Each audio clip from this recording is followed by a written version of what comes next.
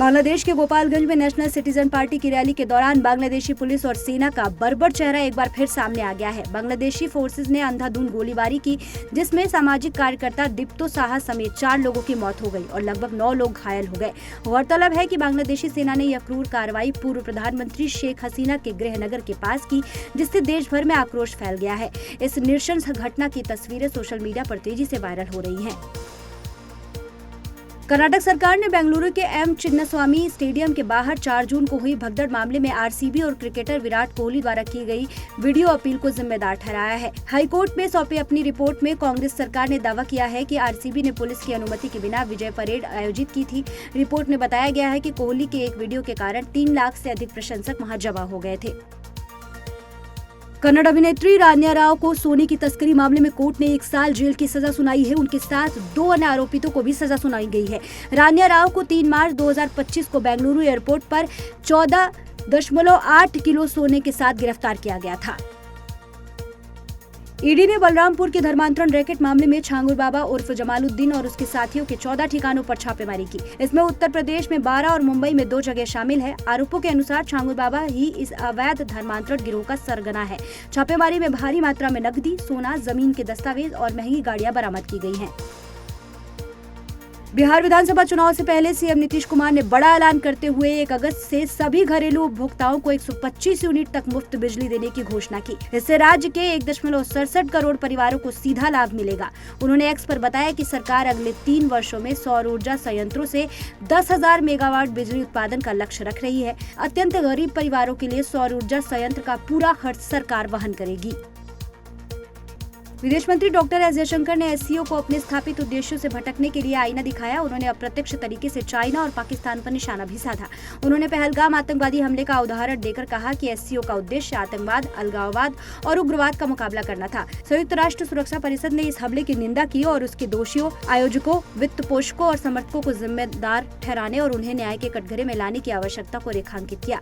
भारत ने वही किया और ऐसा करते रहेंगे। जिसके बाद उन्होंने एससीओ को चेताया कि यह अत्यंत महत्वपूर्ण है कि एससीओ अपनी स्थापना के उद्देश्यों के प्रति सच्चा रहते हुए इस चुनौती पर एक कठोर रुख अपनाए।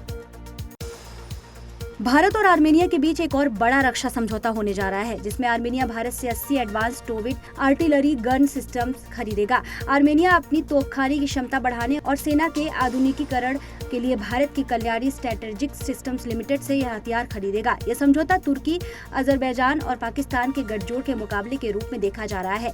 आर्मेनिया पहले भी भारत से ATAGS तोपें और आकाश मिसाइल प्रणाली जैसे हथियार खरीद चुका है। नेपाल में केपी शर्मा ओली के नेतृत्व वाली सरकार अब अपना बहुमत खो चुकी है। जनता समाजवादी पार्टी नेपाल ने आधिकारिक तौर पर अपना समर्थन ओली की सरकार से वापस ले लिया है। इस निर्णय के बाद विपक्षी दल नेतृत्व में बदलाव और नए राजनीतिक गठबंधनों की मांग कर रहे हैं, जिससे नेपाल के शासन में अनिश्चितता बढ़ गई है। दिल्ली से गोवा जा रही इंडिगो की फ्लाइट का बीच हवा में इंजन खराब होने के बाद मुंबई में आपात लैंडिंग कराई गई। रिपोर्ट के अनुसार उड़ान भरने के कुछ देर बाद ही विमान में तकनीकी खराबी का पता चला। विमान में सवार 191 यात्री सुरक्षित है। इंडिगो के प्रवक्ता ने बताया कि यात्रियों को उनके गंतव्य तक पहुंचाने के लिए एक वैकल्पिक विमान की व्यवस्था की गई है। बागेश्वर धाम के प्रमुख धीरेन्द्र कृष्ण शास्त्री को ब्रिटेन की संसद में उनके आध्यात्मिक योगदान के लिए सम्मानित किया गया। इस मौके पर उन्होंने हनुमान चालीसा का पाठ भी किया। इस दौरान पाकिस्तान मूल के एक ब्रिटिश नागरिक आरिफ अजाकिया ने बताया कि वे भगवत गीता पढ़कर प्रभावित हुए थे। आरिफ ने शास्त्री से पूछा कि क्या हिंदू बनने के लिए नाम बदलना जरूरी है, जिसके जवाब में धीरेन्द्र शास्त्री ने कहा, यदि आपके विचार बदल गए हैं तो आप पहले से ही सनातनी हैं और नाम बदलने की आवश्यकता नहीं है। उन्होंने लंदन वासियों को बागेश्वर धाम आने का निमंत्रण भी दिया। एयरटेल ने परप्लेक्सिटी AI के साथ साझेदारी की घोषणा की है, जिसके तहत एयरटेल के 360 मिलियन ग्राहकों को 12 महीने के लिए परप्लेक्सिटी प्रो का मुफ्त सब्सक्रिप्शन मिलेगा। यह परप्लेक्सिटी की किसी भारतीय टेलीकॉम ऑपरेटर के साथ पहली बड़ी साझेदारी है। भारत के युवा ग्रैंड मास्टर आर प्रज्ञानंद ने लास वेगास में दुनिया के नंबर 1 मैग्नस कार्लसन को बुरी तरह से मात दी है। 19 वर्षीय प्रज्ञानंद ने 5 बार के विश्व चैंपियन कार्लसन को मात्र 39 चालों में हराया। इस जीत के साथ फ्री स्टाइल शतरंज ग्रैंड स्लैम टूर में प्रज्ञानंद 4.5 अंकों के साथ आगे हैं। बता दें कि इससे पहले एक चैंपियन में भारतीय ग्रैंड मास्टर डी गुकेश ने कार्लसन को 2 बार हराया है।